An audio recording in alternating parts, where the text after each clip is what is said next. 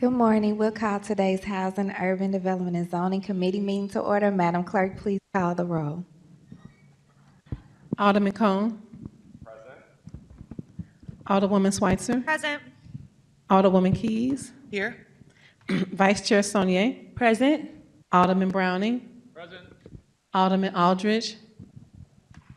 Chair Clerk Hubbard. Here. We have 6 present. We have a quorum. With that, I'll accept an approval for the minutes from Tuesday, August 25th, 25. So moved. Second. It was moved by Vice Chair Saunier and seconded by Alderwoman Keys that we approve the minutes for Tuesday, August 25th, 2025. Madam Clerk, please call the roll. Alderman Cone. Aye. Alderwoman Schweitzer. Aye. Alderwoman Keys. Aye. Vice Chair Saunier. Aye. Alderman Browning. Aye. Alderman Aldridge. Chair Clerk Hubbard. Aye. We have 6 aye votes. All right. With that, I will turn it over to Vice Chair Saunier.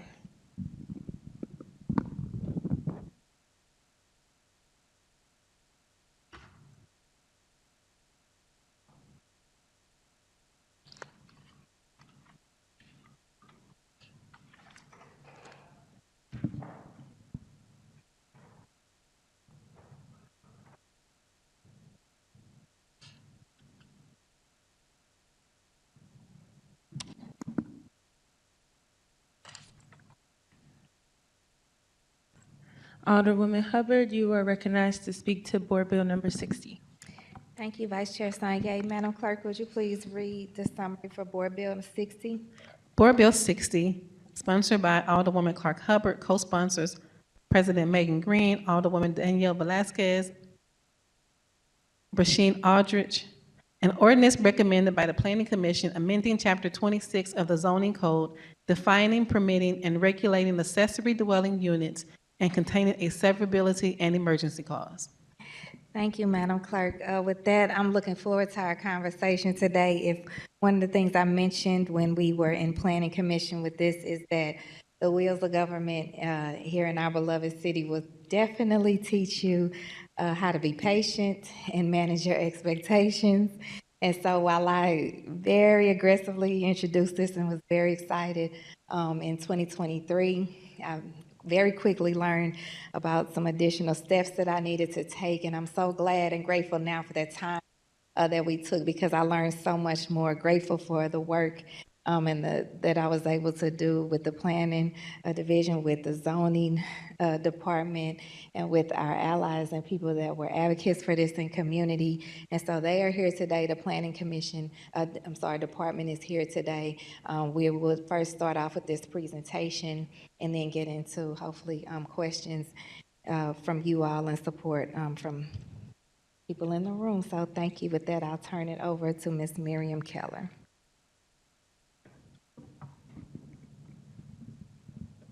Thank you. Ms. Keller, please introduce yourself. And you can get you sworn in? Okay. You can just introduce yourself because you're city staff, so that's fine. Okay, great. Good morning. Miriam Keller, City Planning Executive for General Planning and Design, and I'll be providing a version of the presentation we provided to the Planning Commission, and then joining me here this morning are Evan Winkler and Mary Hart Burton from the Zoning Section of the Building Division. So with that, I will jump in. You may have to turn it on. Okay, got it. Okay. So I think members of the committee are very familiar with providing this overview for members of the public who may be just what is an accessory dwelling unit. It's a smaller independent residential dwelling on the same lot as a single family home or duplex. Sometimes people call these granny flats or mother-in-law suite. And then in St. Louis, they are really part of our historic fabric. People refer to them in many cases as carriage houses. They can be detached, meaning they are kind of not connected to the primary structure. They can be detached from the primary structure but above a garage. They can be attached to the primary structure. They come in all shapes and sizes.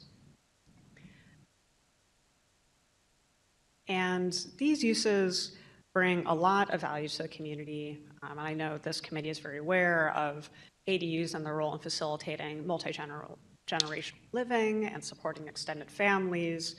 They do by kind of creating a new type of housing option, but also just by expanding the housing supply, contribute to attainability of housing in the for property owners that build an ADU on their property. They provide an option for new rental income that can help with maintenance and or generational wealth building.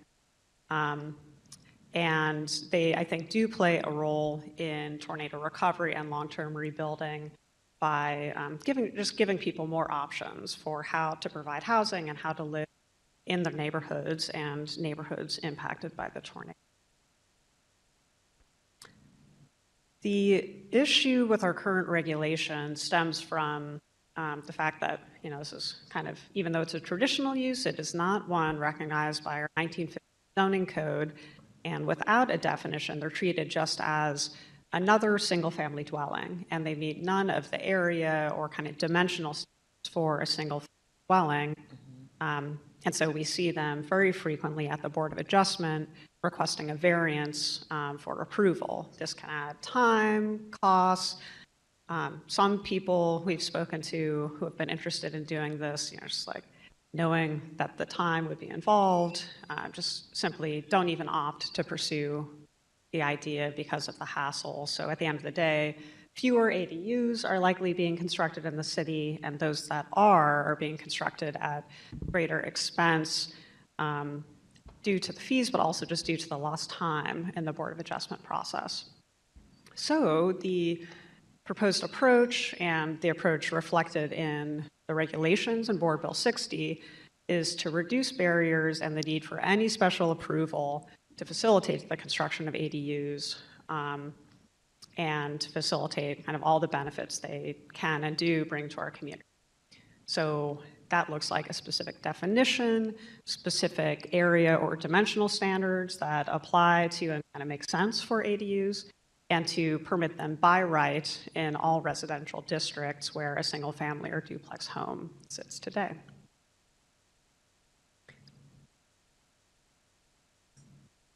Evan Winkler with the zoning section. We threw a couple slides in here just to kind of illustrate what are some of those key issues of a current example of an appeal that literally went through the Board of Adjustment to get approved. So this is in a B, two-family dwelling district. It's a pretty traditional single-family home. It has a detached garage sitting on a lot that's approximately 5,000 square feet. These were their plans. The before you can see on the left, the after is they just simply added their dwelling unit to the garage. This was a family that wanted to have their parents move from out of state to live nearby to help with the cost of childcare, also so that the parents could age in place. So they wanted a single level ADU. They applied actually in April. They were denied because we treat it like a primary structure, a single-family dwelling. It was denied because of the front yard setback, rear yard setback, and at the time of this application, it was still 4,000 square feet of land per dwelling, so they were denied for density of population. They were just approved in August, so this shows the kind of time lapse that is created and the additional cost of materials and so forth with this additional approvals process. And I will say we actually have two ADU-related appeals tomorrow at the Board of Adjustment. So it's a common occurrence, and this is the kind of scenario that we see often.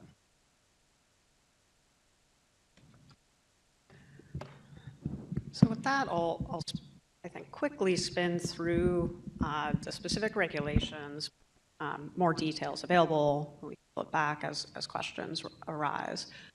Did want to note that this is an action explicitly supported by the newly adopted strategic land use plan, so is very much in keeping with that document and the role it plays in guiding land use. So there are four things that Board Bill 60 does, and all of them together trying to address but also prevent variance issues so things don't end up at the Board of Adjustment, to incorporate best practices that we see from around the country, but to tailor those things to St. Louis's unique built environment and kind of where homes tend to sit on a lot, and common setbacks and things like that. And then to, of course, fit regulations into St. Louis's existing, albeit aged, zoning code structure. So quickly, first thing is to have clear, distinct definitions for both attached and detached ADUs. The reason we're having separate definitions is so they can have separate appropriate area standards. So tying to the dwelling unit definition, which would require a kitchen and bathroom, trying to kind of address the full universe of ADUs that folks tend to seek to build in St. Louis, and catch the full universe of these proposals so they don't end up at the Board of Adjustment. We did not address like internal basement or attic ADUs because those can be kind of addressed as additional dwelling units within the existing regulations. These definitions then are added by Board Bill 60 as a permitted use in the A district, and what that means is then they become permitted uses in any district that allows residential uses. So it just kind of waterfalls through in the structure of our code currently. There are specific site requirements for all ADUs addressing parking, height, and area. So parking, the Planning Commission recommendation was not to require any additional parking for an accessory dwelling unit. However, if in the creation of an accessory dwelling unit, a required space is removed, the recommended regulations would require a replacement of that parking. This is actually more, I'll say, liberal than the approach a lot of other cities have taken, and is in keeping with some of the sort of national best practice recommendations coming out of AARP, which is a really great resource for this work. Height limited to 25 feet. There are some details about how height is specifically defined and administered. We can get into that if needed. Area, trying to kind of allow people flexibility to build at least a 750 square feet ADU, or if they're have a very large home on a very large lot, this would allow a somewhat larger ADU up to 1,200 square feet. For a sense of comparison, 750 square feet is like a little bit bigger than your standard two-car garage. Then two more site requirements, density of population, allowing one ADU per parcel, but clarifying that adding an ADU changes nothing about kind of the other types of housing that somebody to build. And then setbacks, the recommendations to be pretty flexible with how and where ADUs can sit on a lot, not requiring them to be at the back of the parcel, but requiring them not to come in front of kind of the front of the primary building, so to prevent kind of ADUs being built in somebody's front yard. Here are just a couple of examples of the types of structures that people could build under the proposed regulations. So 750 square foot home or ADU with a kind of smaller primary structure, similar size ADU with a kind of typical duplex. And then for a very large home on a very large lot, allowing a larger accessory dwelling unit. And finally here, creating additional site requirements for attached ADUs, or excuse me, detached ADUs. So those would be not attached to the primary structure, but sitting separately on the lot. And having a sort of 10-foot distance requirement, which is consistent with kind of fire separation and safety standards in the building code. And then to allow ADUs to be built kind of on the foundation of an old garage or something like that, again, to just allow people to build these flexibly within the existing built environment. And here's just a quick example of why that's helpful. So here is just an example garage there on what will be the future Hodemont tracks. And the We Collab neighborhood plan for this part of the city specifically promoted ADUs as kind of a way to add housing and vibrancy and activity along the Hodemon Greenway. And so this existing garage is an example of where, a structure that could be converted to an ADU. But it has a 0-foot side yard setback. So if we applied kind of the standard, setback standards to this garage, this type of project would need a variance. Now we're back at the Board of Adjustment.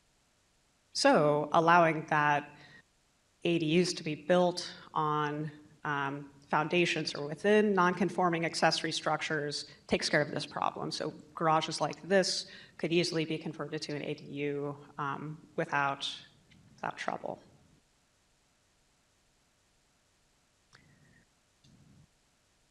I believe that is the close of the presentation.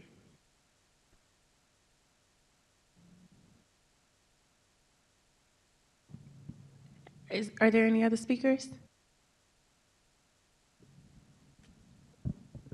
We can go through the committee and questions then, if that works. Okay.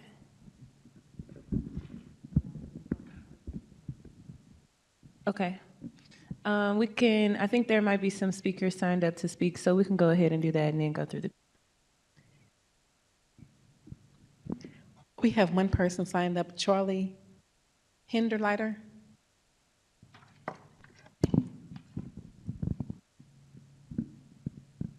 Good morning. My name is Charlie Hinderleiter. I'm with St. Louis Realtors. I live at 63143. Thank you. Do you promise that what you're about to say is the truth, the whole truth, and nothing but the truth? Absolutely. Thank you. You may proceed.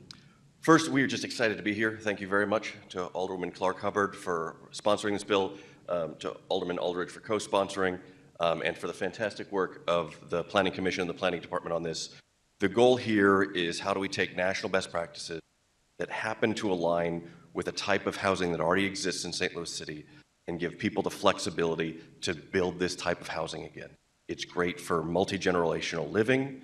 It's great for folks that are aging in place, which is why AARP is a national expert on this. And really, it's how do we bring more housing to St. Louis? How do we bring more population to St. Louis? And we think this is just one way where we can give homeowners that flexibility that really is going to help a variety of issues, whether that's population, whether that's affordability, because these tend to be more affordable if they become a rental. Just how do we give more housing flexibility, folks? So we're excited to be here, and St. Louis Realtors is enthusiastic to support this legislation.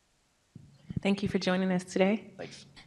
Okay, and with that, we can begin to go through the committee in order of seniority. So Alderman Cohen. Oh, sorry. I'm sorry, Madam Vice Chair, I didn't notice that Ms. Casey Milberg was here on behalf of the mayor's office, so I wanted to make sure she had time to speak. And I didn't see her back there, so great. Good morning. For the record, Casey Milberg, Chief of Staff for Mayor Spencer, here to express our tremendous excitement and gratitude for this piece of legislation, which we're fully in support of and that we cannot wait to sign. Thank you so much to Alderwoman Clark Hubbard. You have been pushing this for several years. It's been a labor of love and advocacy. So we recognize that. I know it's been important to others on this committee as well. And thank you so much to Alderman Aldridge for your co-sponsorship and championing of this too. In addition to all the comments that have previously been offered, we do want to note that this is a wonderful piece of legislation at any time, but especially at this point in time as we are looking to find more housing solutions within the tornado impact area. We know that this legislation will meet the needs of the entire city, but especially residents within that area as well. So don't want to belabor the truly excellent and thoughtful points that have already been made on this, and would close with a tremendous amount of gratitude as well for our wonderful planning and zoning staff who put so much effort for such a long time into this to make this happen. And we, again, cannot wait for this to get to the mayor's desk and look forward to signing it expeditiously. Thank you. Thank you. Okay, no other speakers. Okay, Alderman Cohen. Thank you, Madam Vice Chair. Thank you, Madam Chair, for putting this legislation forward. This is something that I too have wanted for many years now, and I'm glad that you've been putting the time and effort into doing this the last several years. I would like to be added as a co-sponsor of the legislation. So noted. Thank you. I do just have some questions. I don't know of whom, but how are we ensuring that these are predominantly, I'm just trying to think of like ne'er-do-wells that might be out there. So if you have, for instance, a single-family structure that's currently made available for rent, it's not someone's primary, not an owner-occupied residence, what would prevent the landlord of that property from building an accessory dwelling unit and basically turning the single-family residence into a multifamily dwelling parcel? Say it one more time. So right now, this would be permitted, and I would imagine any zone, right? Single-family, multifamily zones. So if you have a single-family zone, the ADU, I think most of us would, expect that an ADU would be built for the purposes of housing a family member, or, if there's family coming to town or friends that are staying for a period of time that, or maybe it's a she shed that is just really nice. I don't know. But I don't think most folks are looking at the accessory dwelling unit necessarily as a for-profit enterprise. So using it as rental property, either for long-term rental or short-term rental. And so what is that at all addressed? Because I'm not seeing anything really in here that would prevent that from happening.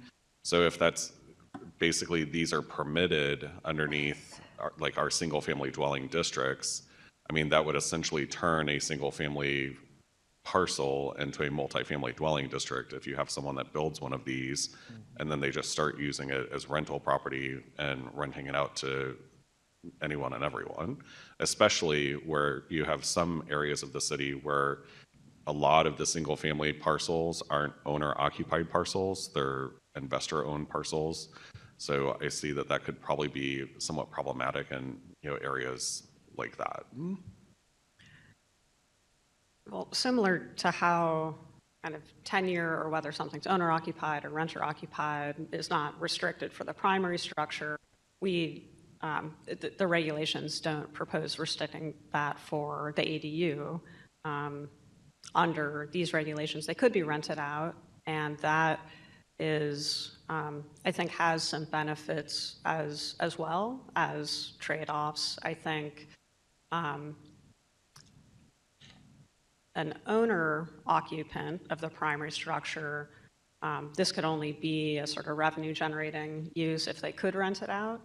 I also think kind of multi-generational families rent as well as own, and so having kind of an ADU and primary structure option for renter households could be a benefit to meeting that need.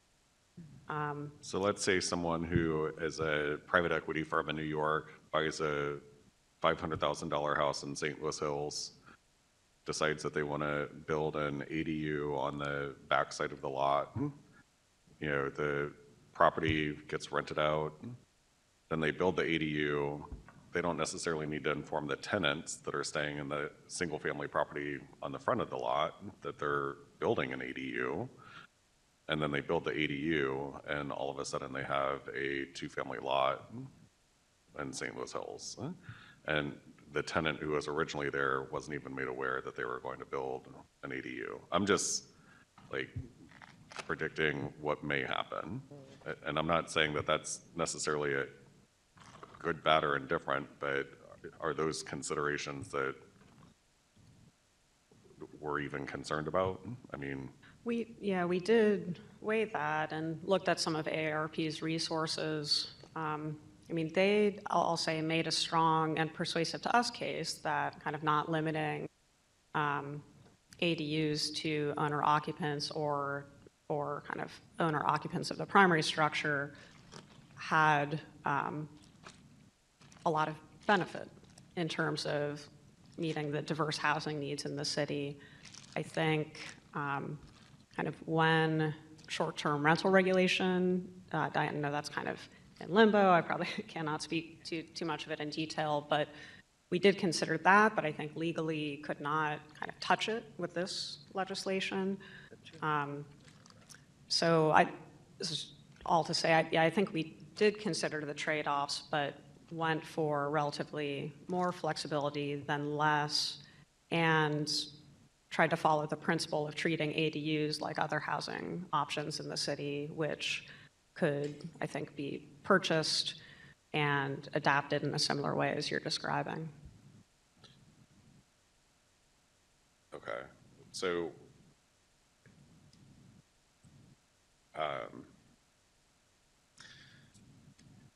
I'm just trying to think through how that would work. And my perspective here, I mean, most of my ward is a multifamily dwelling district. East of Grand, you've got, lots of 2 families, 4 families, et cetera. Even when you have single-family residences on those blocks, they're generally still in a multifamily dwelling district because most of the block is a 2-family. I still think, though, we'll show up at town halls or neighborhood meetings and still get people who are like, how do you prevent people out of state from owning property in the US? I literally got that email last night from a constituent, which we can't do, we can't prevent, but at the same time, if we're setting in place policies that might allow these out-of-town actors to come in and, profit off of the land, but not necessarily put the resources in, that some people would expect in terms of, it just seems to me like this might be a situation where, particularly in a single-family dwelling district, that we're basically saying you don't need to have a single-family dwelling district in the city of St. Louis anymore. And if we're saying that, let's just say it. But I think at the end of the day, that might be a real concern for some people who do live in those communities. And I'm just basing that off of, the feedback that I get from people who don't even want the city to allow out-of-state people to buy land here, which, are always interesting conversations to navigate. But, conceptually, I love this. I've wanted it for many years. I think, particularly in areas of the city where you have smaller homes and, shotgun homes even, where you don't have a hallway separating, a bedroom from a kitchen, having that accessory dwelling unit is a way to have some privacy. And I think that those are helpful. I do like the idea of, the unit should be limited to 50% of the area or 750 square feet, whichever is larger. I have a 2-family, my 1-bedroom apartment is maybe 800 square feet. The building total, is less than 2,000 square feet. So I guess I would be at 1,000 square foot, ADU on the back of my house if I were ever to do that, which is larger than my own apartment. But, it's, I do see the thoughtfulness that's been put into this. So I want to call that out as well. But I just do wonder, how are we going to address those situations if they arise in the future? So some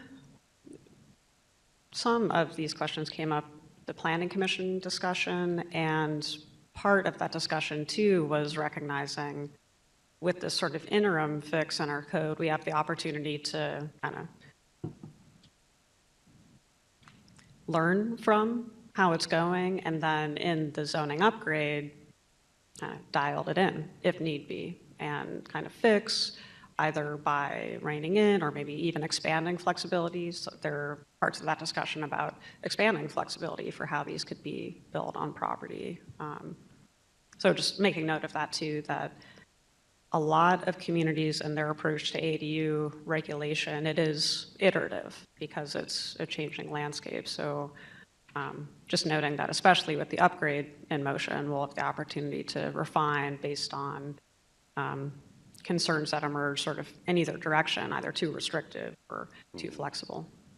And I realize that we're going through a zoning update, but I'm just curious, Mary, how often do we update the zones themselves? So do they,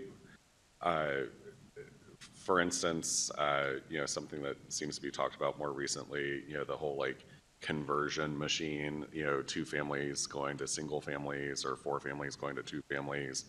That hasn't happened broadly across the city, but it has happened in certain neighborhoods, particularly in the Central Corridor or, Tower Grove South, Tower Grove Heights, Shaw, Lafayette Square, Soulard. Are most of those still sitting in a multifamily dwelling district, or do we convert them? Like if there's enough density of conversions, do we update that from a multifamily dwelling district to a single family dwelling district? Are you talking about an amendment to the code? So, I would imagine it would have to be an amendment to the code. That would be more like an assessor's thing that would convert that, but we wouldn't necessarily amend the code each time somebody converted a 2-family to a single family, or Right. in some instances, it's a 2-family to a 3-family.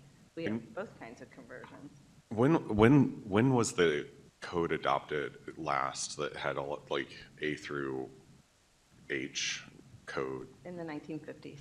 So that was before Soulard became Soulard as we know it today, right? Like Soulard in the 1950s was largely tenement housing and was slated to be demolished by the interstate. That would be before I was born, so Yeah. what was going on in Soulard?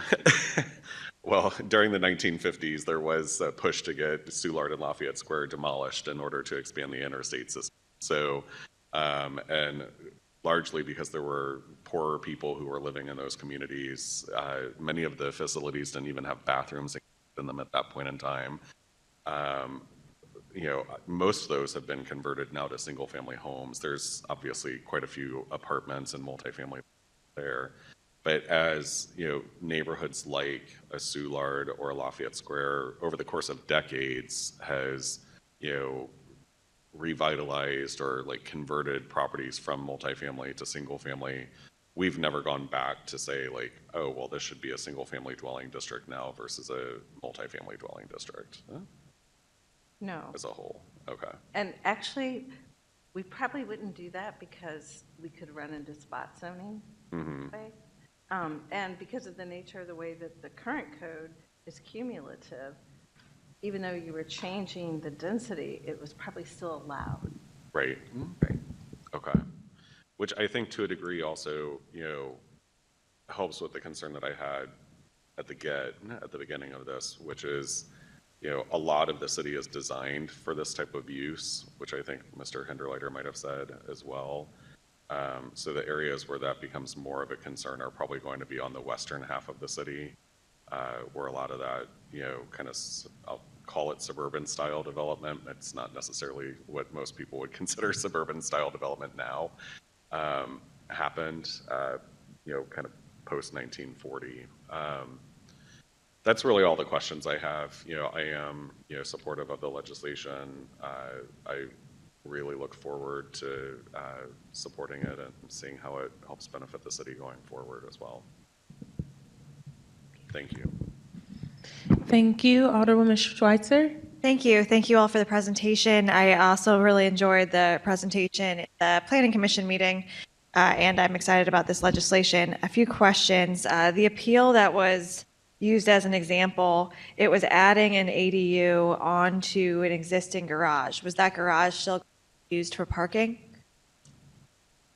Yes. Okay. And then one of the questions, it came up in thinking about the tornado recovery and how this can be used for relief in that way. I assume this makes ADUs available for both custom builds on lots as well as prefabricated options or kind of kit houses. Yeah, the zoning code doesn't touch on like kit housing kit houses or prefab.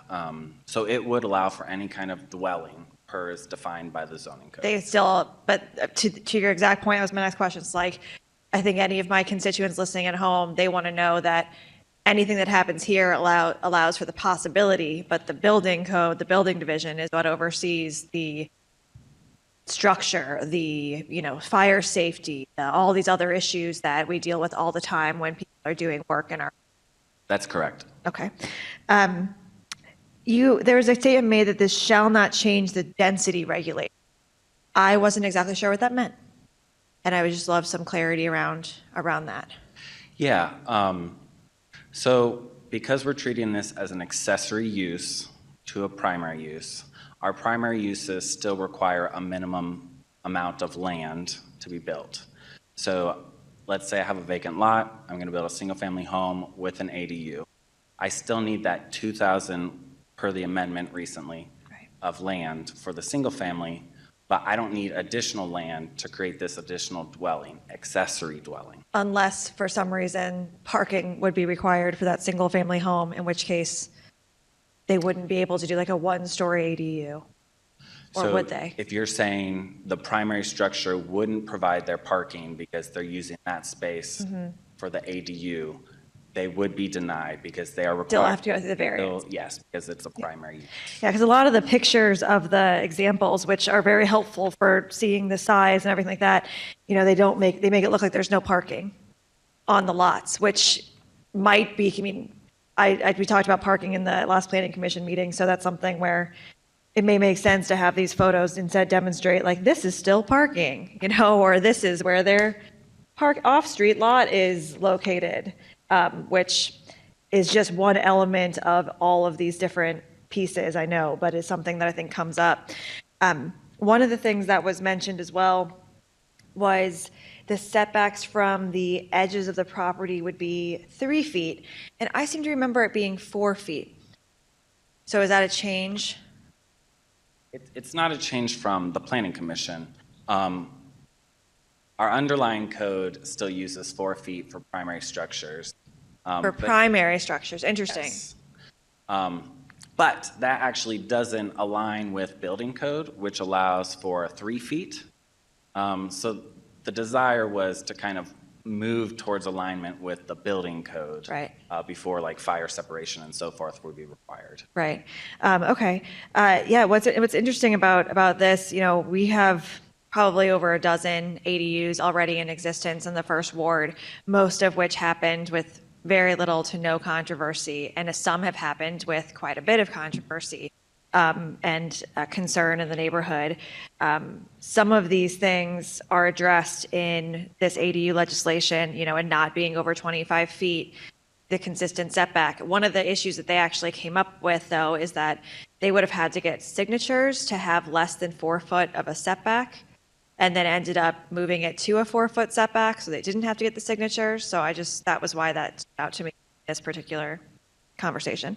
Yeah, so for primary structures, you can do a maintenance agreement, which is the signature from the neighbor adjacent, where you're encroaching on their side yard. So that was something that came up for this last ADU situation in my ward, but maybe wouldn't have been relevant? Because it wasn't their primary structure. It was a carriage house that they were putting a staircase on. Right, so to date, we don't have ADUs in the code, so they're Got it. still treated like a primary structure. Got it. So this makes the ADU have a different thing than if they were to do it. But what if it was an attached ADU? Would they still be subject to a 3-foot or 4-foot? The attached ADU would be a 3-foot per this new legislation. Interesting. Okay. Well, I appreciate all the information. Thank you for answering all of my questions today, and thank you so much. Thank you, Alderwoman Schweitzer. Alderwoman. Thank you.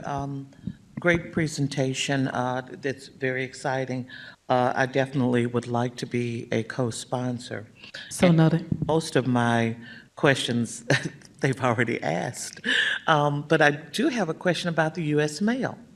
So how would mail delivery happen since now this dwelling is at the back of a property? And I'm just thinking about, from my own perspective, in my neighborhood, most houses have a fence separating the yard. And so once you get into the backyard where, let's say, an ADU is located for mail purposes, how do you get your mail?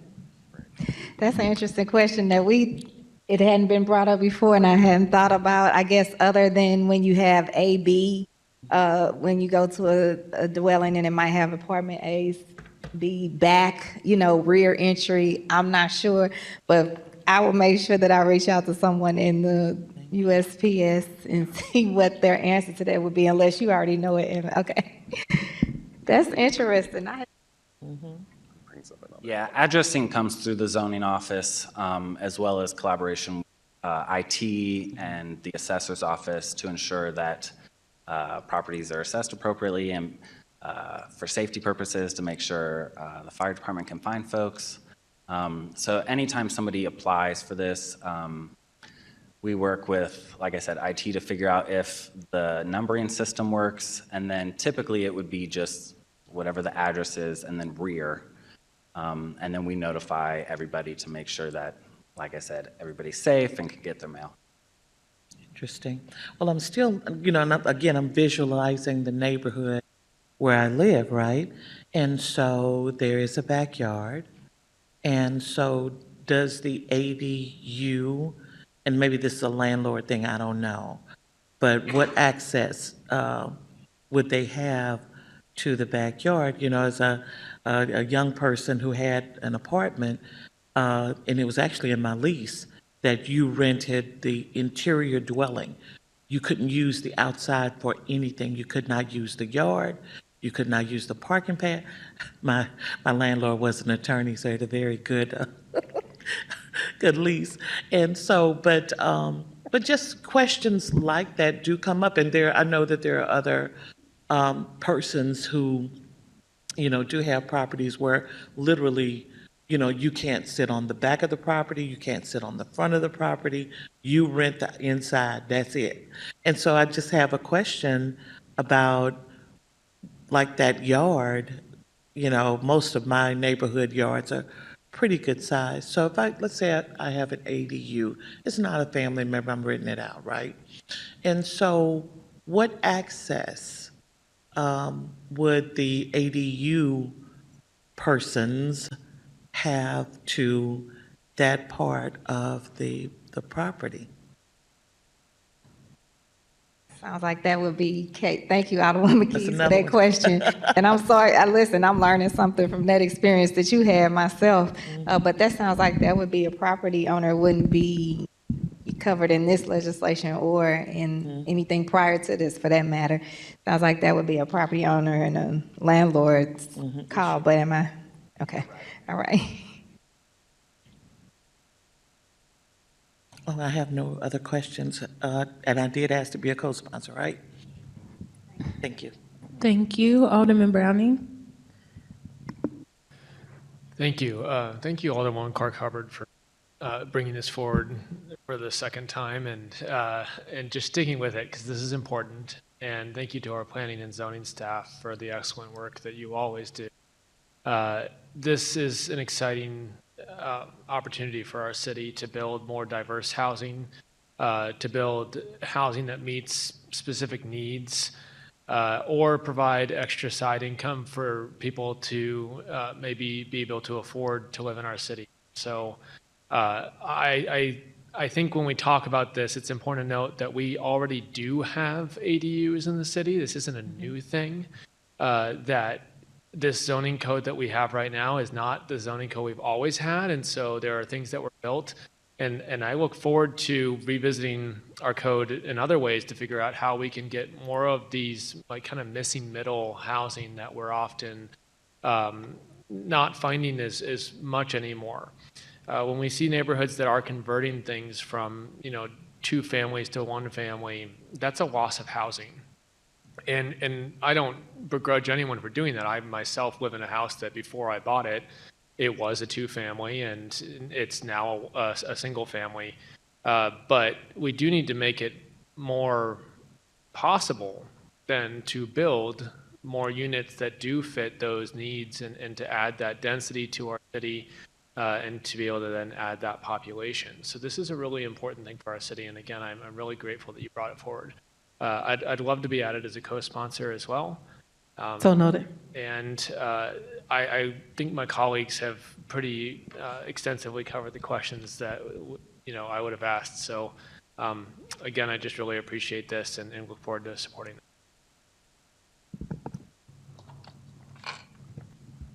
Alderman Cone? Thank you. Just piggybacking off of what my colleague from the elevated 11th Ward was asking earlier.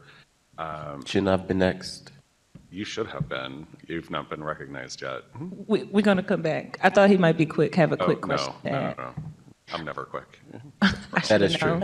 Okay, well, we'll come back, Alderman Cone. We'll let Alderman Aldridge go. Go ahead. Thank you, Alderwoman Sonia.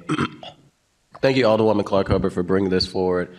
Unlike the Alderman from the 3rd, I will be keeping this quick. I'd like to make a motion to embank this, as well as thank the zoning team for pulling this together. Your leadership, I know you've been working on this for a while, and thank the mayor's office for making sure this gets signed. Second, there's been a motion to embank, a second, a call for previous roll. Any objections? I wasn't here. Oh, okay, there's been an objection, Madam Clerk. Well, how about, are there any objections now to embanking it?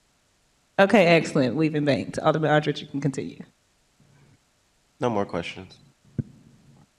Okay, I also don't have any questions. They've all been covered extensively. I'm glad to be added as a co-sponsor. Thank you to the Planning Department, the Zoning Department, Alderwoman Clark Hubbard, everyone else who's been involved in this, and we're gonna circle back to Alderman Cone.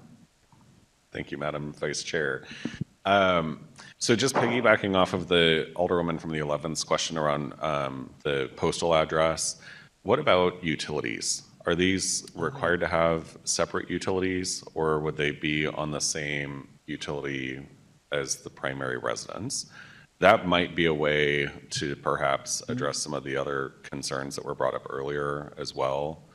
But, you know, would they have their own electrical box with their own electrical billing? Would they, you know, have to? What about water and sewer as well? I mean, well, water and sewer, yeah. I mean, I don't know how you would necessarily separate those. And usually the landlord of a building picks up water and sewer anyway, because they're one line in, one line out. But, you know, certainly for like electrical, gas, you know, those are probably the two primary ones. Would we require a new hookup for those, or do they just run off of the existing hookup? I just verified that right now the existing ADUs in the city of St. Louis kind of go both ways depending on the primary structure's choice. Is that right? Yeah, it's my understanding all that's handled through utilities departments, and folks are doing it both ways. So you could have it set up where it's completely separate and they have their own meters, but you can also have it tied to your primary use. Okay. Interesting. Are you pondering? I'm pondering. I might need to continue the conversation for when this comes out onto the floor, but I would like to continue that conversation for sure. So. Okay. Thank you. And just for my clarity, because since it's already gone both ways, and so maybe I can kind of follow up and see how what's working, if you think there's a better way, or I don't know if I have any thoughts on it. I just want to. You just wanted to ask. Discuss it and, you know, flush it out a little bit, and Yeah. You know, I'm just curiosity.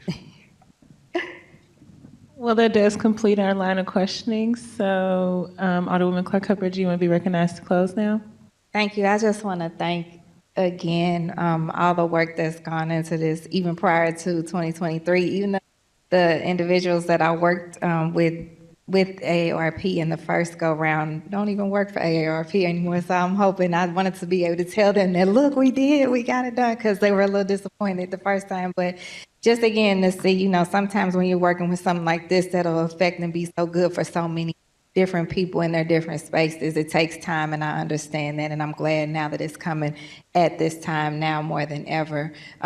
Just knowing that, to the points that have been uplifted today, how it can be a tool for our people as they rebuild and recover in the tornado impact zone, to a lady who doesn't want to lose her property and has an empty garage in the back, and this is an opportunity for her to now transition and age in place, as they said, into someone who wants to house their grandmother or their, you know, loved one, just all the different opportunities for this. I think we don't want to take for granted and being able to be in position to create this opportunity, streamline this process, take away these overarching barriers sometimes that hold us against ourselves here in the city of St. Louis and make people walk away from the city of St. Louis. Unfortunately, then this is our time for that. So thank you again to everyone for your advocacy and your work. And I ask again for your favorable and consideration for due pass recommendation for Board Bill 60. I make a motion that we pass Board Bill 60 with the due pass recommendation. Second. We've had a motion and a second. Madam Clerk, may you please call the roll? Alderman Cone. Alderwoman Schweitzer. Aye. Alderwoman Keys. Aye. Vice Chair Saunier. Aye. Alderman Browning. Aye. Alderman Aldridge. Aye. Chair Clark Hubbard. We have 7 aye votes. Congratulations, Chairwoman Clark Hubbard, on Board Bill 60, passing committee with a due pass recommendation.